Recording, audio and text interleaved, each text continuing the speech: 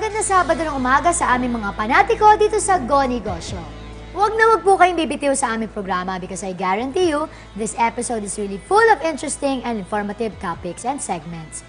Aalamin po natin, i-review natin ang tinatawag na Blue Ocean Strategy. And we'll also show you an out-of-the-box handwriting analysis business and the teenpreneurs whose ideas and inputs are used to improve the business performance of livelihood projects for GK community. Lahat po ng yan, dito lamang sa aming programa. Ako po si Gladys Reyes Someru. Welcome to another exciting episode of your #1 negosyo partner on TV. Negosyo Kaya Mo!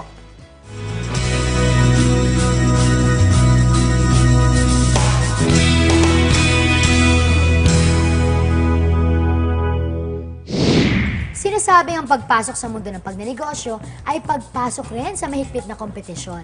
Sadyang kasama na kasi ito sa negosyo.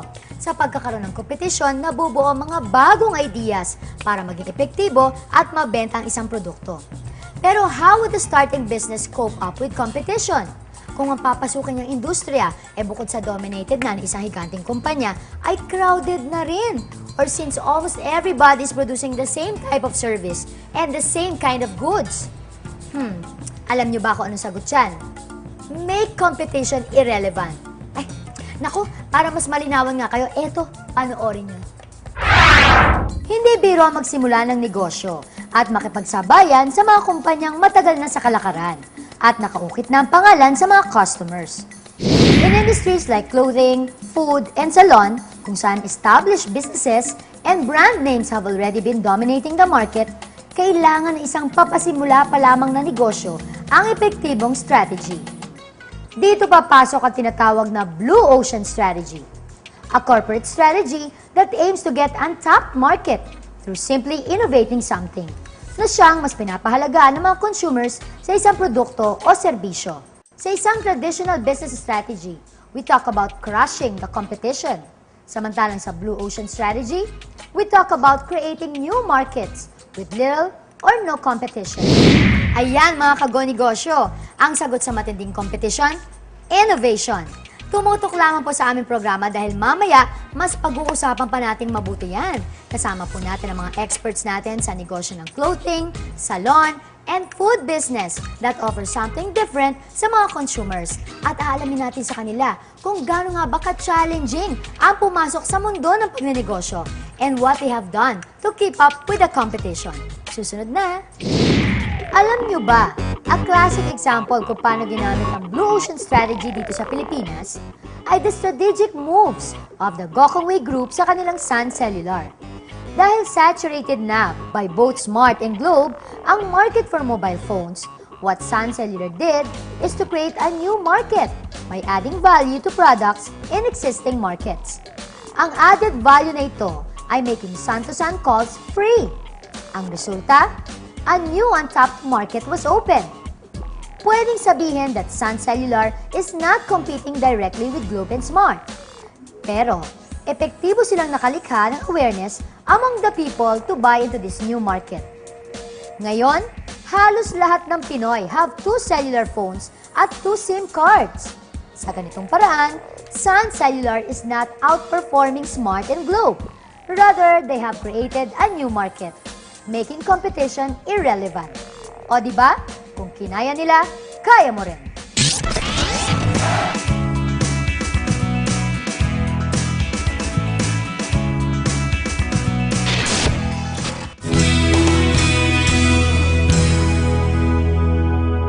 KSA Magic Skin Whitening is open for dealership. For dealers, you may call 0922-867-2377 or 566-8029.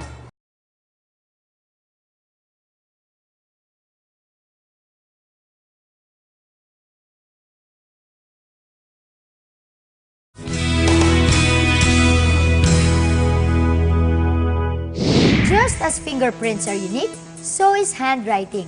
Matutukoy sa handwriting interpretation o analysis ang personality traits and how one relates to their world.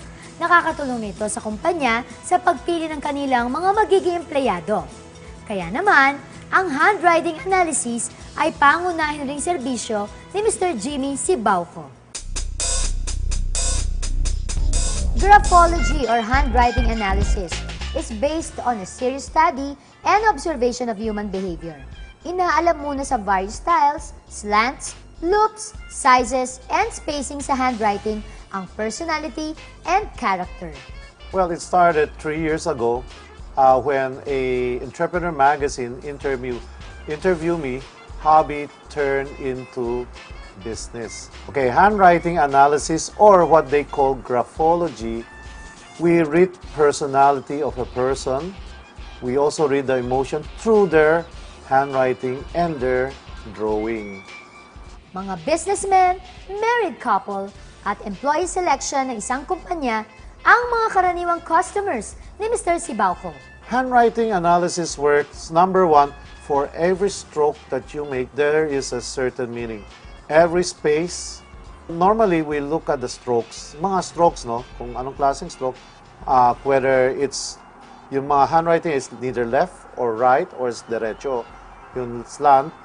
We look at the size of the letter, whether it's big or small. Then we look at each letter. Then we are able to determine the personality of a person. Dahil nga kakaiba ang serbisyo ng kumpanya ni Mr. Sibauco, kaya naman isa sa mga challenges nito ang pagmamarket sa serbisyo. How can you sell a service that's not yet known in the market?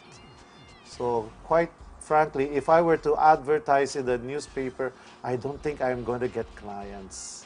Instead of advertising in the newspaper, I teach psychology student and professor the art and science of handwriting analysis. When I teach my students, of course they will practice on other people and they'll say, where did you learn that? Of course, Handwriting Institute. Talking about reinvention, isa sa mga tumutulong sa Gawad Kalinga to make its livelihood become more sustainable ay ang Entrepreneur School of Asia o ESA. Alamin natin ang mga nanalo sa kanilang Teenpreneurs Challenge sa taong ito sa aming pagbabalik.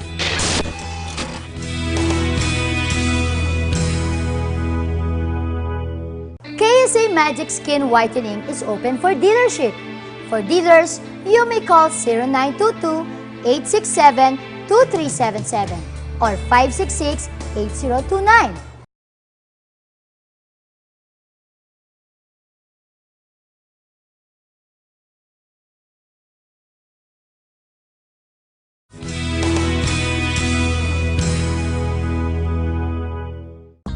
Entrepreneurship can be taught, and when taught, the students can deliver. Ito ang pinaniniwalaan ng Entrepreneur School of Asia.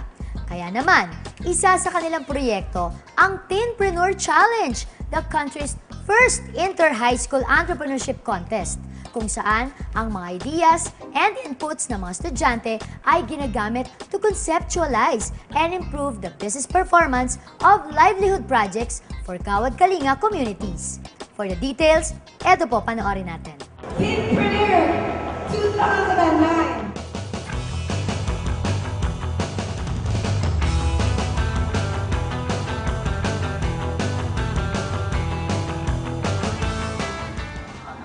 Our product is laundry bag, the Subs Beauty Bar. We're selling jewelry. All of the high school teams were given a livelihood product from one of these depressed communities. With the help of the ESA students also and the mentors from our partners, right? They've improved these livelihood products and you can see some of the results. They're actually fantastic. Here in the Philippines, business is a tool for development because the Filipino is naturally entrepreneurial. Hopefully in the long run, we'll start to create sustainable livelihoods for the product owner. Nako, excited na ako!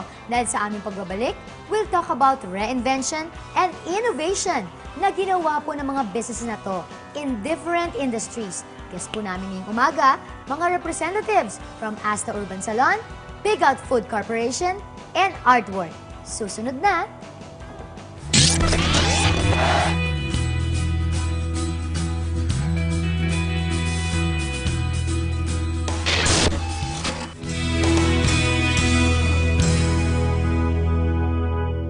KSA Magic Skin Whitening is open for dealership. For dealers, you may call 0922-867-2377 or 566-8029.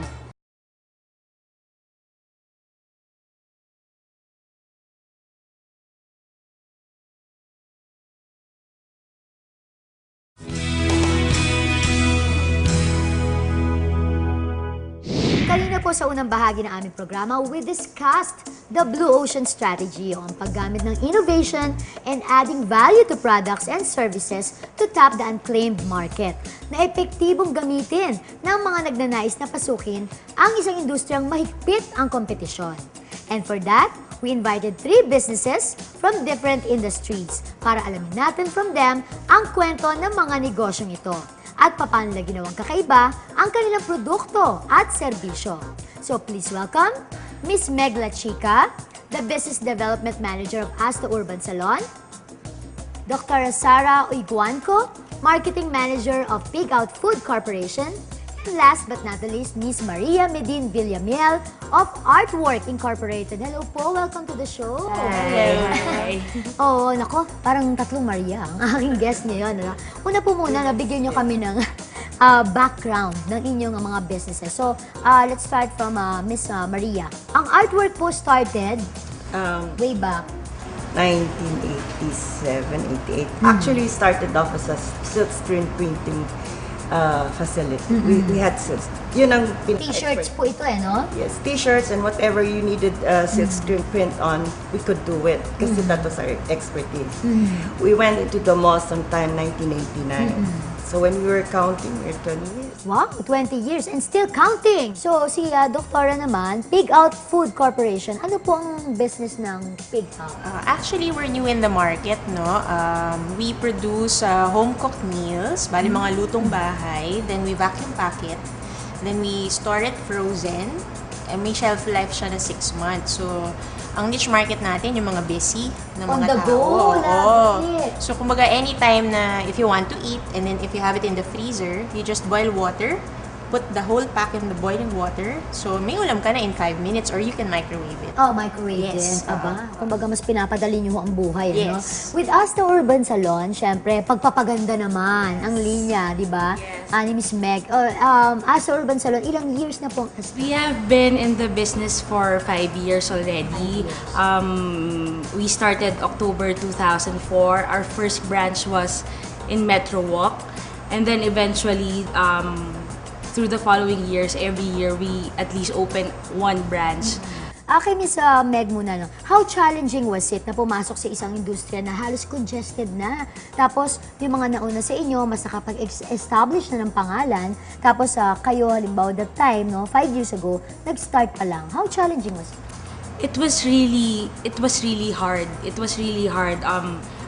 Mas lalo na sa salon industry, marami ng big players. Yes. As in, tapos, in the salon industry pa, the other players use big time endorsers kasi talagang ano siya, beauty and wellness So it was really hard. So what we did for the first years of ASA, direct marketing talaga kami. So we went to universities directly to the students to communicate our brand and our salon. With Pig Out naman, Doktora, it started mga kailan pa lang? Almost diba? 2 years pa lang Almost kami. 2 Fairly years. new. Pero before we started, it took us around 3 years before we could bring out the products kasi we have to make sure that okay yung product sa customers. No? I think ang edge naman namin is that we're more of yung convenience kasi I think ang dapat isipin natin or hahanapin natin, you have to have a product that's unique.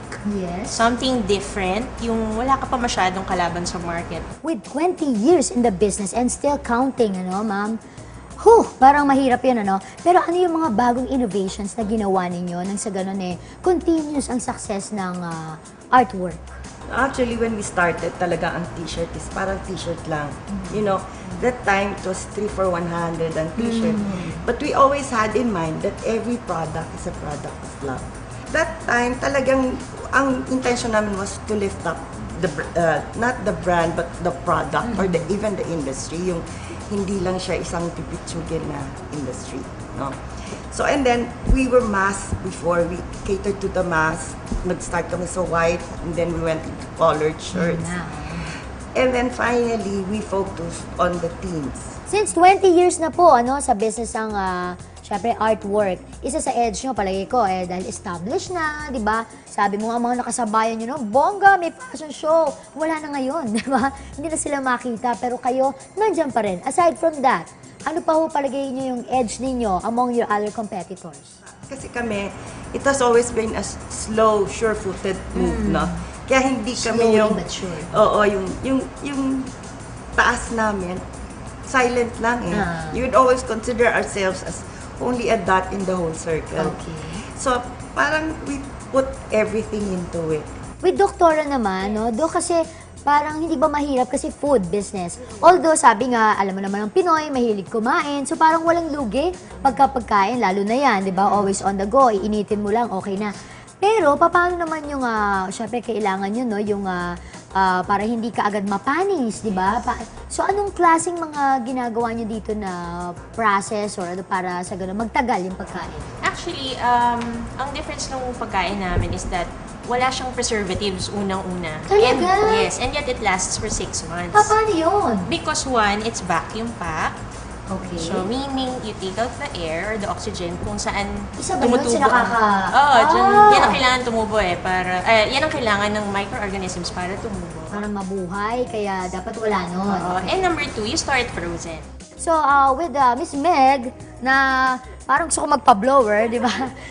Sa Asta Urban, di ba? Pagpapaganda naman. So, ito naman, ano kaya ang edge mo sa nagdadamihan ngayon ng mga bonggang mga salon with spa? Ang Asta Urban, may spa rin. No, Meron ba? it's right now it's just a plain salon. Pero eventually, ano ba yung gusto Eventually, your future plans for your business? Yeah, of course, we would like to venture also in that kind of business. We would expand our salon into a spa. But right now, kasi we are, Asta's edge among competitors, I think, is kasi ang clients naman namin, they just go into a salon to have a haircut. Yes. Tapos, pag pumasok ka sa isang salon, normally, mafe-feel mo na para siyang salon.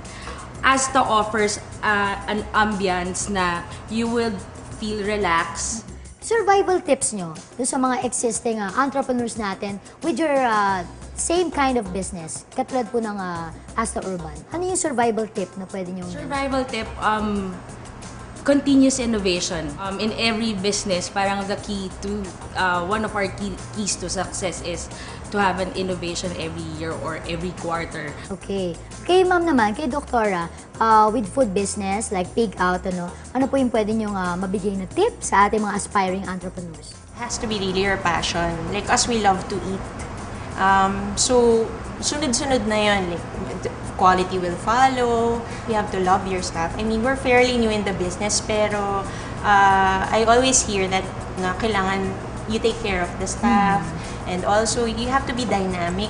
You have to listen to the customers, kung ano yung gusto nila, ayaw nila. So, you have to be willing to change. And lastly, straight from expert, from the expert, ano po yung mabibigyan yung tip sa ating mga aspiring entrepreneurs? Baka malay mo ay yun nga, passion din nila, itong mga silk screen or t-shirt or clothing. Ano po yung pwede nyo maibigay sa kanilang tip? Marami kang pwedeng gawin eh. Like we have Cooper going around na nakalagay doon artwork. We dress it up.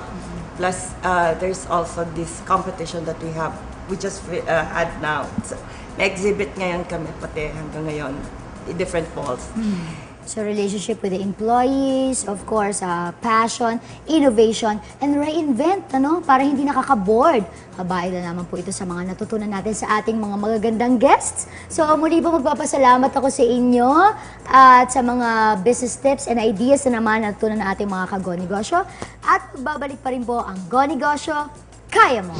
We hope you have learned so much from this episode, lalo na nga po tungkol sa Blue Ocean Strategy, kung paano ito gagamitin for the success of your business. Don't forget to grab a copy of Joey Concepcion's 55 Inspiring Stories of Women Entrepreneurs and the 21 Steps on How to Start Your Own Business, written by Dean Pax Lapid and Mr. Ping Soto, available at all major bookstores nationwide. And for more information, you may log on to www.gonegosyo.net o tumawag po sa mga numbers na nasa inyong screen.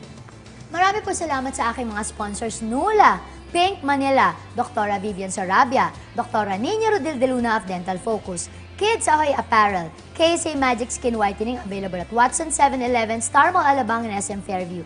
For dealers, you may call 0922-867-2377 and 566-8029. Reyes Hair Cutter Salon and Krisha Shoes. Hanggang sa muli, ako po si Gladys Reyes Someru. Ito ang All You Bigger, Better, and Brighter #1 negosyo partner on TV.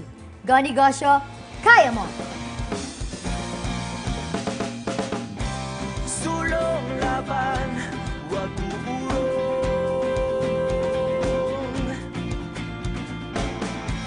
Pakinggan sa iyong puso ang sigaw na dati bulong.